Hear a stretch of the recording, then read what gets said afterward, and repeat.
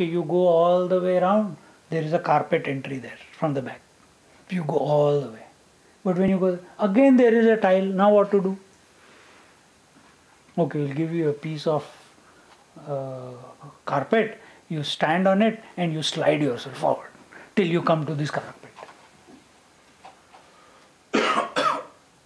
See?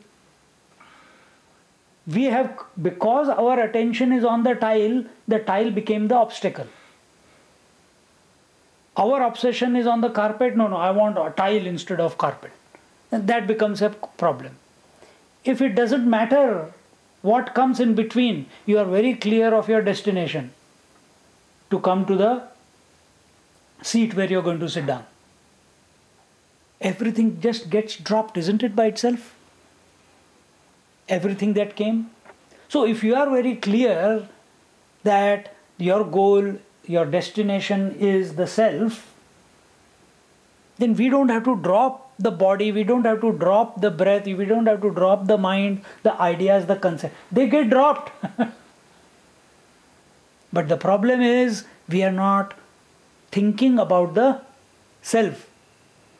We are thinking about these things.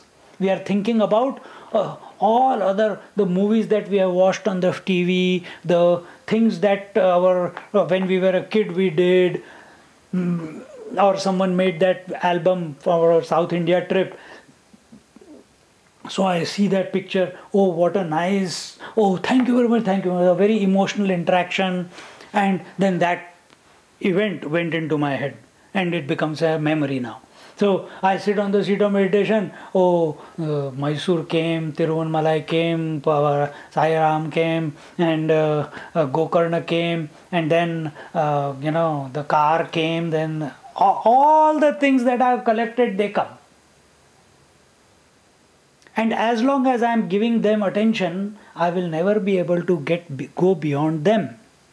Because when I give attention to something, it gains more. It gains more power. Whatever you give attention on to, it becomes more powerful. That's where the energy flows. Isn't it? And this you can practice. If you put your attention on the fingertips, you can feel a tingling sensation. If you put your attention on your knees, you can feel the warmth coming there. You can put the attention on the chest, you suddenly feel you can feel the beats, heartbeats. But till I said put the attention on your chest, you did not hear the heartbeats. But they were there.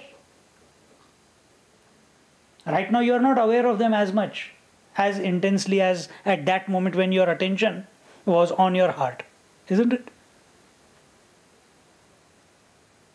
So when I am thinking about the heartbeat here, the tingling on the fingers is dropped because the attention is not there, isn't it? The warmth on the knees is gone because attention is not there. Where is the attention? Here. From here I say, bring your attention to the top of your to your forehead. You bring your attention to the forehead, then slowly the attention on the heartbeat also is gone, isn't it? So where is your attention? As long as we are trying to get rid of the world, it will never be got rid of. You have to grow out of it. And when I say we have to grow out of this samsara or the world, it doesn't mean that, oh, you go away this way, you go away, I'm going towards my destination, you go away, No. Again, we are creating a distance to the goal that we have to reach. Sadachar tells us that there is no goal. It's a goalless goal. The one who's trying to reach the goal itself is the goal. The wave does not have to go anywhere to know the water, isn't it? Is there any journey for a wave to go to water? Is there any distance a wave has to cover to know the water? No. Is there any distance that you have to cover in order to know the self?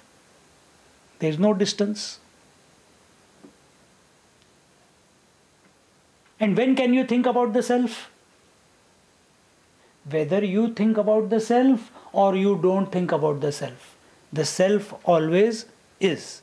Whether the wave thinks that my substratum is the water, or it's ignorant of its source, of its nature, and it is talking about only the other waves and about its impending death, still it does not matter. It is always water. Similarly, the self is always. Self is always. We have to shift the attention to it. That's all we have to do. In that shifting of the attention to the self, everything else gets dropped instantaneously. Instantaneously. And it doesn't get dropped step by step. Simultaneously, everything gets dropped. Because everything is known by you as thoughts in your mind, isn't it? The mind gets dropped. Just like when you go to sleep, the whole world gets dropped, isn't it? Exactly the same way. Now think about this. Whenever there is a free time, think about this. Don't get obsessed in other things. Everything is okay.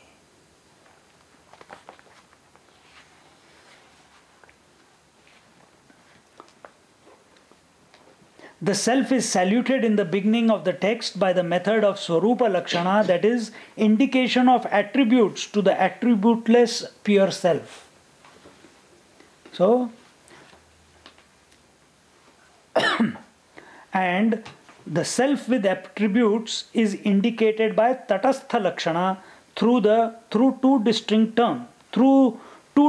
terms. This is a technique used in traditional Vedantic texts to impart knowledge of the self. And what is that? What are those two steps? Superimposition and desuperimposition. These are the two steps. First we see what is the superimposition, and just like what is superimposition, desuperimposition, it's like you are superimposed or you have been pricked by a thorn. Then you take another thorn and you remove the thorn. But because the second thorn helped you to remove the pain which was caused by the first thorn, does not mean that the second thorn has to be kept in its place. Oh, you are so nice, I'll put it back into the previous place. No. Or you don't carry it in your pocket. You throw both of them. So superimposition is giving man the pain. That will be removed by desuperimposition, and then both of them are dropped. How? By putting the attention on the self. And in this manner, the word sad, sadbhave sadhu bhave cha sadityetat prayujyate prashaste karmani tatha tat sat shabdah prashaste karmani tatha sat